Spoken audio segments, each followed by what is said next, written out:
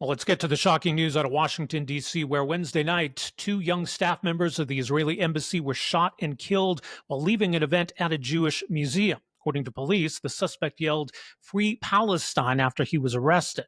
Victims have been identified as Yaron Lashinsky and Sarah Milgram.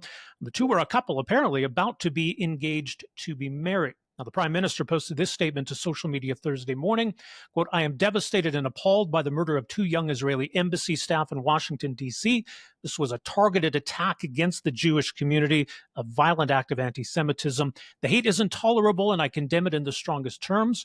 My prayers are with Yaron and Sarah, their grieving loved ones, and the entire Jewish community. We cannot look away from the power of anti-Semitism and its radicalization. We must act to keep Jewish Canadians safe." Well, joining us now for more is Richard Marceau, Vice President of External Affairs and General Counsel with the Center for Israel and Jewish Affairs, CIJA.ca. Richard, thanks so much for making some time for us here. Welcome to the program. Thank you, Rob, for having me again. Pretty shocking and horrific, obviously. Your thoughts, just first of all, in processing all of this, and maybe what's brought us to the point where we're talking about something like this happening? Well, so the first thoughts are obviously for the victims and the family, as you said.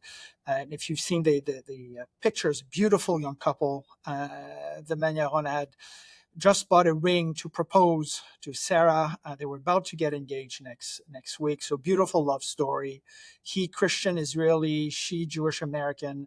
And their lives were cut short by an extremist, by a pro-Palestinian activist who, as you rightly pointed out, yelled "Free Palestine" after. That kind of crime, that kind of tragedy, that kind of hate is not only make as a victim not only the victims and their immediate families, of course, but the entire, I think, worldwide Jewish community, because we're feeling the heat, and our community here is very much impacted. Yeah, and that's what's so troubling about this, Rick. It almost felt like, as shocking as this was, there was almost inevitability to it in a way, right? Just based on everything we've been seeing in Canada, the U.S., and elsewhere. Is this kind of what you were almost bracing for?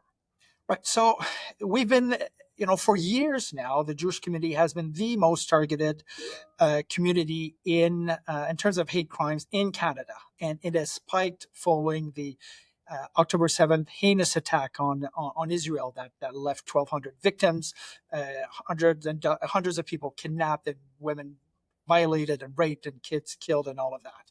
But we've seen that here, and what is troubling is that we seem to have been gotten used to yelling, globalize the intifada. Well, globalize the intifada, right. We saw the result is those two beautiful young souls killed yesterday. And that has to stop. It's time for politicians at all levels. It's time for society. It's time for law enforcement to actually say, no, enough is enough. And we will not allow this speech and those activities, those roadblockings and the intimidation and harassment happening towards Jewish Canadians. Because, Rob, it is not only a Jewish issue, it is a Canadian issue. When people have to, when houses of worship have to hire security to protect worshippers simply when they're praying inside of their temples, synagogues, that's not okay. When Jewish day schools basically look more like prisons because of all the security and the cameras and everything to protect Jewish children, this is not okay. The promise of Canada has been broken. Yeah. I mean, this is connected to the war. Obviously, this war has gone on for a long time. It has had quite an impact. But at the same time, I mean, one of the victims, Sarah, was very active as someone who was fighting for peace, a peace activist. That clearly didn't matter. She was still targeted. She was still murdered, regardless of her views on the conflict or how much she wanted peaceful coexistence. So, I mean, in that sense, Richard, how much is this actually about the war? It's not. The war has been a pretext for the haters to come out, has been a pretext for a lot of people who want to attack, harass, intimidate the Jewish community. And let's look at one clear example. Like, I am a free speech advocate. I have no problem with people within the context of the law demonstrating, and they can be in front of Parliament Hill, in front of legislators, City Hall, all of that. When you organize demonstrations at synagogues, at Jewish schools, when you organize a march within a Jewish neighborhood, this is not about free speech. It's about intimidation. It is about trying to scare Canadian Jews, and this is not okay. This is a type of thing that should not be allowed in Canada, and this is the type of thing that governments, municipal, provincial, and federal, have to put a stop to. Because what people want to do, the haters, they want to push Jews out of the public square. They want Jews to run scared. I'm not one. I'm not a Jew with weak knees. I'm going to stand up. I'm going to speak up. I'm going to keep advocating for Jewish and Canadian values. But we also need the authorities to put their pants and fight back with us. Well, what can we do? I mean, I mentioned the prime minister's statement, and he certainly, I think, said the right things in terms of both condemning what happened and talking about the need to address this, protect the Jewish community. But what kind of action do we need to see, do you think? So, two things. One is there are laws in the books that have to be enforced. So if there's a demonstration that doesn't have a permit and they decide, for example, to close down Main Street, that's not okay. If they decide to have too much noise and it's above the noise level in a municipality, that should be stopped.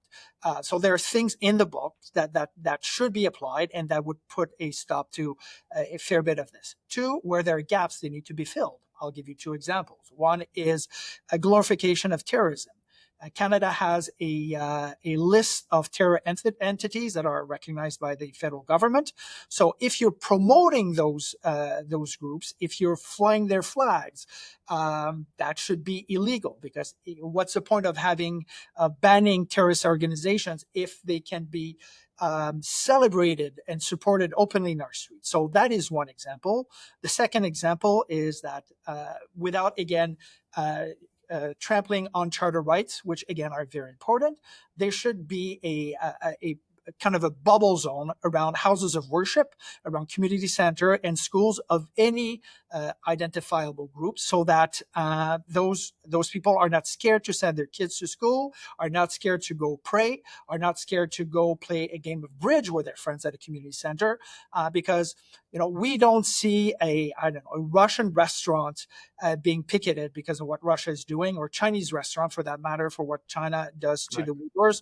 So what should Jews Jewish institutions be targeted for what happens 6,000 kilometers away from here? What's the thing? I mean, we have bubble zones that exist in different contexts, and even we've seen municipalities, protect schools from different kinds of political protests. So that seems like an obvious step here. Now I know we've got some federal, provincial, municipal jurisdictions, so there's that to be sorted out. But why have we been so slow to act here, do you think? Because there are people who are pushing back, and those people simply want to have a blank check and permission to harass, intimidate Jews. And they should be called out for what they are. They are anti-Semites. They want to be able to demonstrate in front of a synagogue. They want to intimidate Jewish children and their parents, because, of course, what's more important in life than your own children? And those people should be called out for who they are and what they are. I suppose maybe this can be a wake-up call. Like, this is kind of where this is all going if we let it go unchecked as we have been. So, as horrific as these events were this week, is there maybe now a sense that, okay, now it's time to get serious? Now it's a reminder of what this can lead to. Can it, or should it be a wake-up call?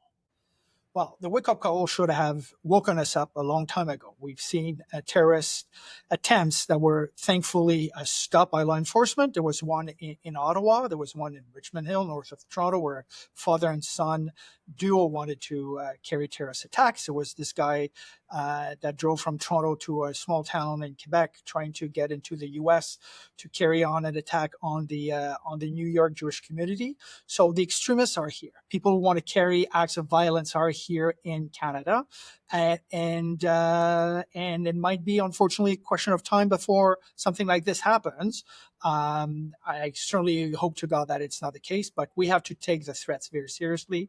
Law enforcement has to do its job.